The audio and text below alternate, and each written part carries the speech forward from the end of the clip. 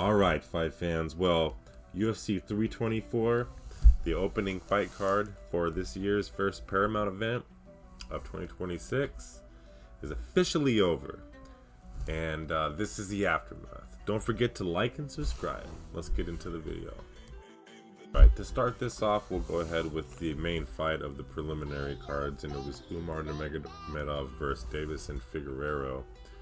And Umar got the decision. Neither fighter had any knockdowns, but the total strikes landed for Umar Nurmagomedov are staggering. He had 103 total strikes to Deiveson Figueiredo's 28. Significant strikes, Deiveson had 8. It was a one-sided, lopsided decision for Umar Nurmagomedov. Good thing for that family.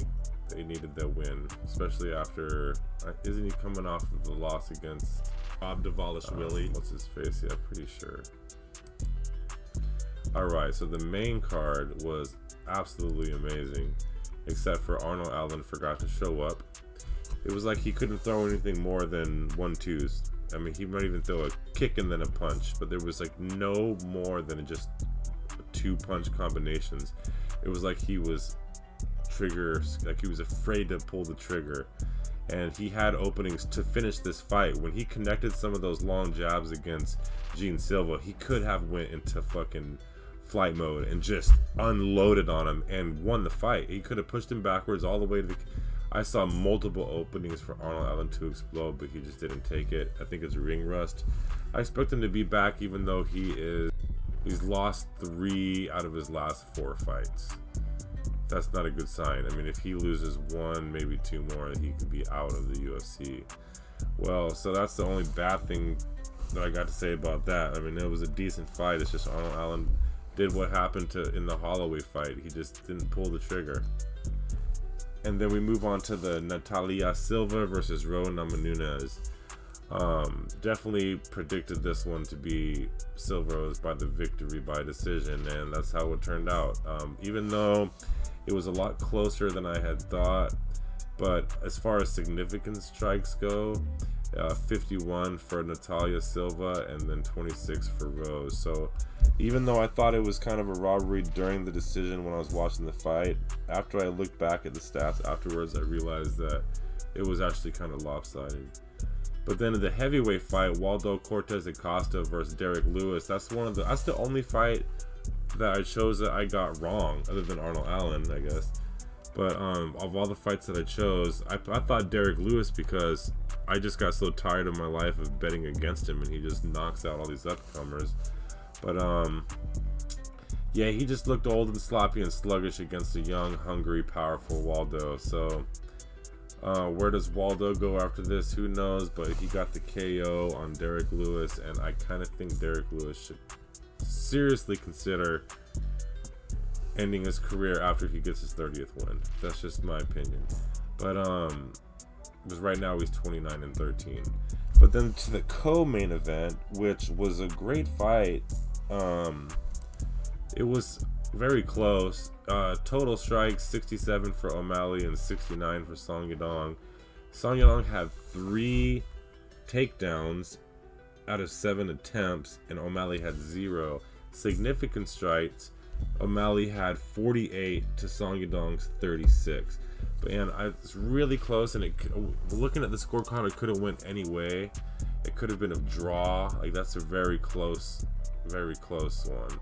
But Sean O'Malley really made a change after the second round when his coach told him to aim a little lower with his jab, and I just kind of noticed that he took over the fight after taking that advice. But good job, Sean O'Malley. Looking forward to seeing you again.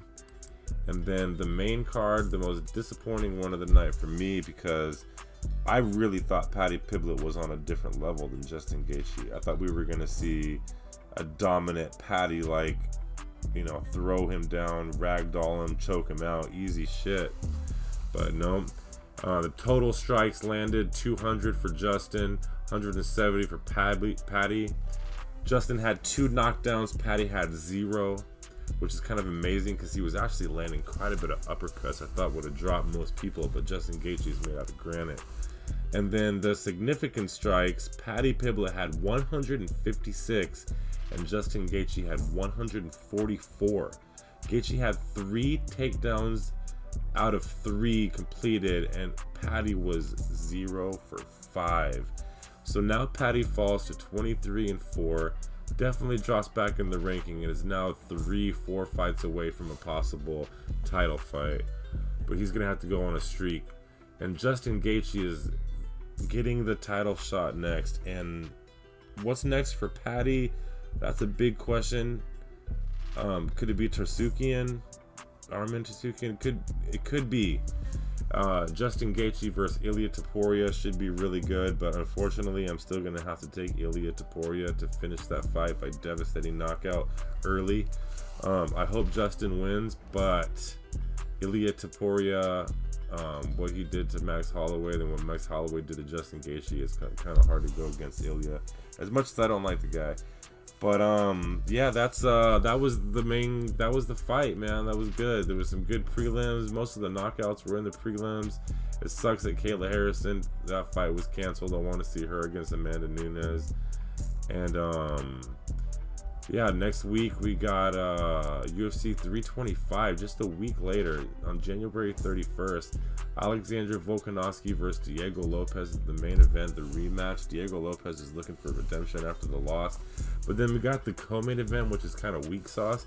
It's Dan Hooker versus Benoit Saint Denis. And they're both kind of the same fighter in a way, if you ask me. Like, I have a feeling that when Benoit gets to 24 victories, he'll probably be getting close to 13 defeats too.